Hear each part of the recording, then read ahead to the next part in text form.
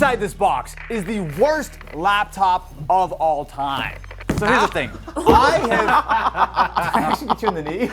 Now I have a long history with this laptop. This first came out as the HP Stream over a decade ago, and at that point it was actually kind of decent. Fast forward a decade, and the problem is that HP have basically never updated this thing. And the problem is that so many people still buy them because they'll put them out on the end cap of a retailer and you'll walk by and go, oh, you know what? Yeah, I do need a $200 laptop for my son.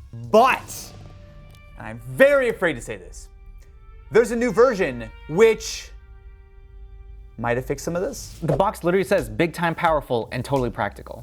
14-inch HD diagonal display. What they don't tell you is that HD means 1366 by 768. Intel N150 processor. Now this is the part that gives me a little bit of hope because previously these used incredibly slow Intel Atom and mostly like Celeron processors, which were atrocious even by like 2015 standards. But this N150, still not like a powerhouse, but actually should be hopefully a decent chip. Unfortunately, it's still paired with only 4 gigabytes of RAM and 128 gigs of storage. And that, my friends, is pretty short, much like I am right now, because I'm on my knees.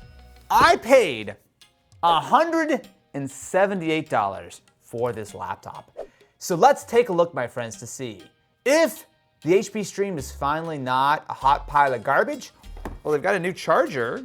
It's not Barrel plug! Oh my God. Why? Isn't this so much more convenient than USB-C?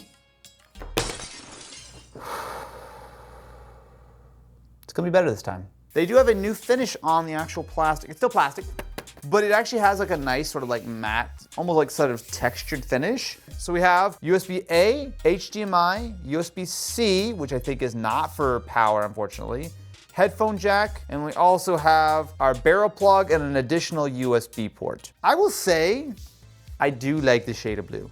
It matches your shirt.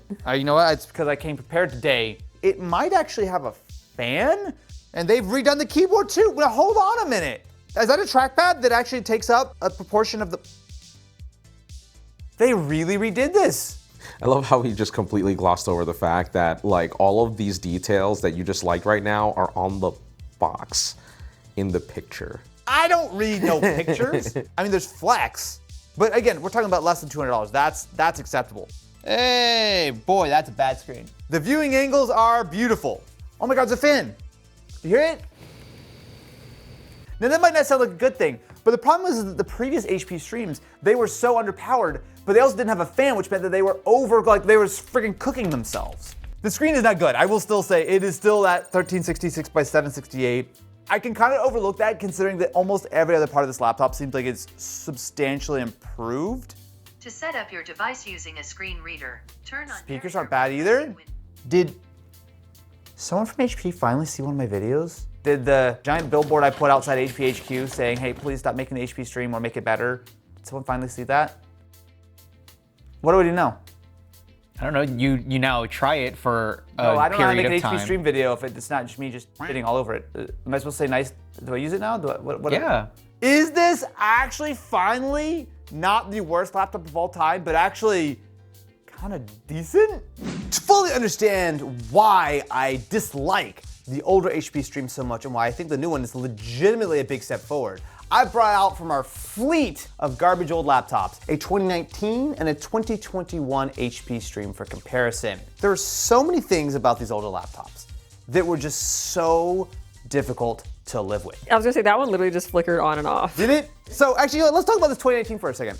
Not only does apparently the screen flicker when I touch it, the battery, while it's not really been used that much over the last few years, is 100% dead now. If I unplug it, Oh, man. and the whole thing is just Flex City. The 2021 model actually does feel a little bit better, but you still got a terrible display. You've got a pretty bad keyboard. You've got a very small trackpad. And almost all of these things have been addressed with the 2025 model. So at this point, I've actually been using this for a little while. And while it's not like I'm thrilled to be using this super cheap laptop, it's doable and it's usable in a way that none of these were ever usable. On the downside, so I do want to get this out of the way first, the screen is still bad. It is a 1366 by 768 display on a 14-inch panel. One moment, please. Let me. 112 pixels per inch. The bigger issue is the atrocious contrast. If you're looking at black text on a white screen, this makes my eyes actually hurt. Once you get outside that, there's a lot of stuff that's actually pretty good here. So keyboard, decent, not great, a little cheapy. The trackpad is legitimately good. The port selection is okay. My biggest downside though really is the fact that you have to use the barrel plug to charge it. At this point, everything should be on USB-C. If I was gonna communicate anything with this video, the one takeaway is that this laptop is actually usable. That might sound like a joke, like a punchline, but I'm actually being serious. These HP Streams were not usable unless you had unbelievable patience. I was in the middle of working on like the notes for this video and doing some email, and I didn't realize until I heard the fan spin up that it was doing a Windows update in the background. Like on this laptop, everything grinds to a halt. It took an entire day to do 3 benchmarks. Alex, you had run Geekbench on these guys, Geekbench 6, which we didn't have those numbers before. That is correct. What did the previous 2019 and the 2021 streams come in at? The last one that was actually called the stream, the single score was 193 and the multi-core was 339. Okay, how about for the 2021 model? The single core score was 188 and the multi-core was 375. Okay, let me show you what this one got. You got 1100 on single and 2400 on multi. Single core is like what, 5 times faster?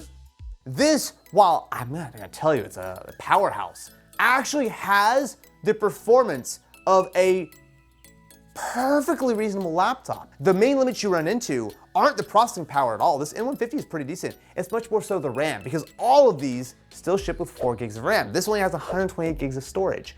But you should theoretically be able to upgrade this all the way up to 16 gigs of RAM. Oh my God, is it gonna happen? Is it happening? I can't talk shit about the HP Stream anymore. Oh my God. I'm gonna try to upgrade this guy with a little bit more RAM, spend just a few bucks on that, and see. But I think there's a legitimate argument for the first time since 2014 that the HP Stream is a laptop that's actually worth the incredibly cheap price. You know what?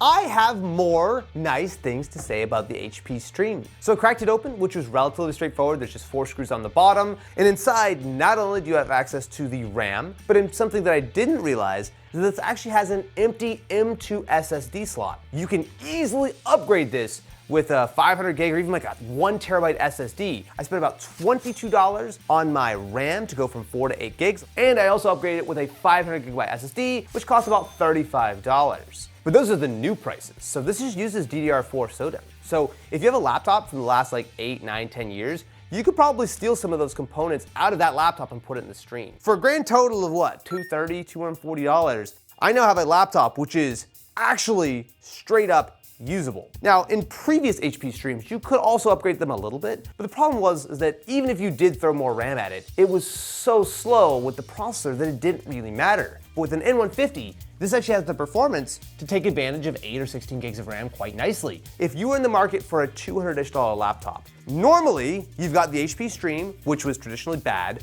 or a Chromebook, which is also bad, but at least Chrome OS could kind of handle the low-end sort of specs. However, at this point, this is actually a computer that runs Windows 11 quite well. And you think about something used, right? I mean, that's normally what I would like to recommend to this kind of thing. But a lot of those laptops are gonna be showing their age. You're talking about like a 4 or 5-year-old like ThinkPad. It's not perfect. I wanna be really clear. I'm not trying to overhype this thing. But the HP Stream went from being one of the worst laptops that you could possibly buy to this, which is a fairly well-rounded system that has largely good hardware, good levels of performance, very, very straightforward to upgrade. The only real things that I can complain about are the ones that I've been talking about this whole video, right? The screen and the fact that you can't charge via USB-C. And if that's all I'm complaining about, this might be my last HP Stream video, y'all. What? Bravo HP. Can I tell you something that is gonna make some people quite upset?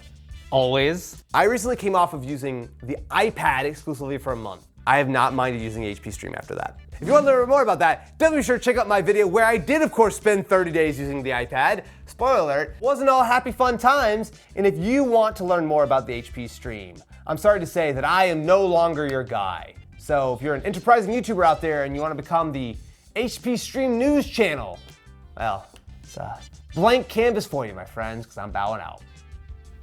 What if the next one's even worse? For now, I might be back soon. Okay, maybe subscribe to the Austin Evans channel for HP Stream 2026, where they take the keyboard off.